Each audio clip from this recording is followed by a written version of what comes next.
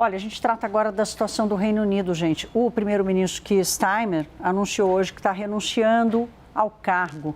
E ele toma essa decisão depois de meses de muita pressão. Pressão do próprio partido, pressão dos britânicos, que afinal de contas não dão a ele nem 15% de aprovação. Lembrando que Starmer é do Partido Trabalhista. O Partido Trabalhista volta ao poder depois de muitos anos com a chegada de Keir Starmer. O favorito para substituí-lo é Andy Burnham, que acaba de voltar para o parlamento, ele que foi prefeito de Manchester e chega com mais força politicamente. A decisão vai caber ao próprio Partido Trabalhista. Quem será o substituto? Vamos acompanhar então o anúncio de Keir Starmer hoje sobre a sua renúncia. The question my party is asking now is whether I am best placed to lead us into the next general election. I have heard the answer of my parliamentary party to that question. And I accept that answer with good grace. Every decision I've taken has been about putting the country I love first. That is why I will resign as leader of the Labour Party. I have spoken to His Majesty the King this morning to inform him of my decision. I will ask the National Executive Committee of the Labour Party to set out a timetable with nominations opening on the 9th of July and completed by the summer recess. In the case of a contest, this will ensure a new leader is in place before Parliament returns in September. I will remain in post as Prime Minister until the contest is complete, and I will do everything I can to ensure an orderly handover of power.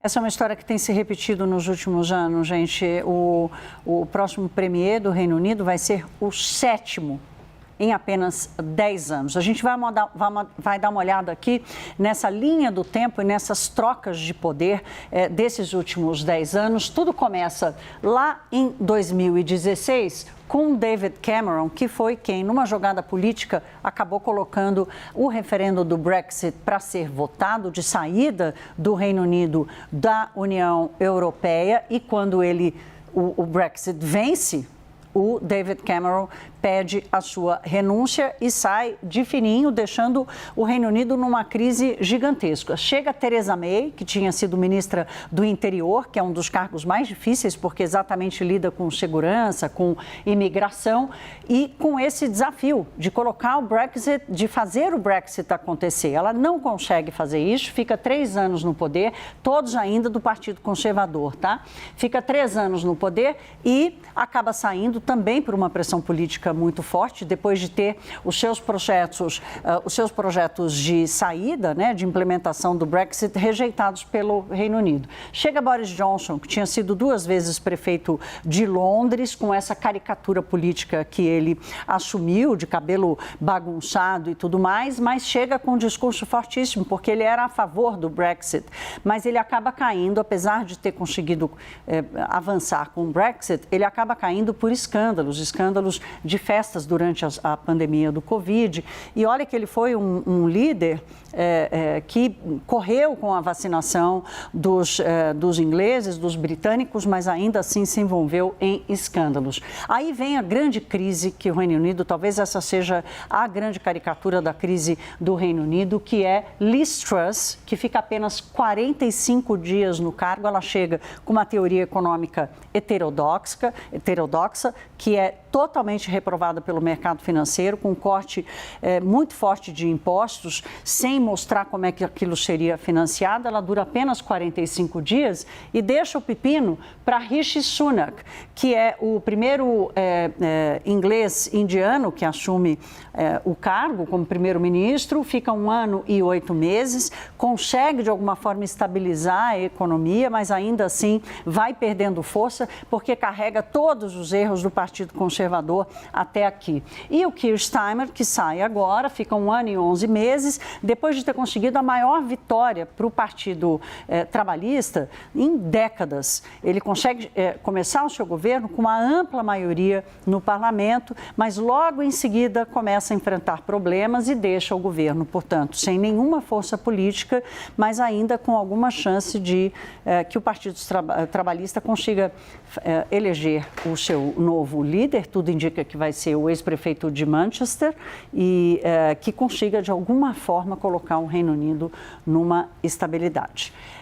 A gente vai agora ao olhar externo.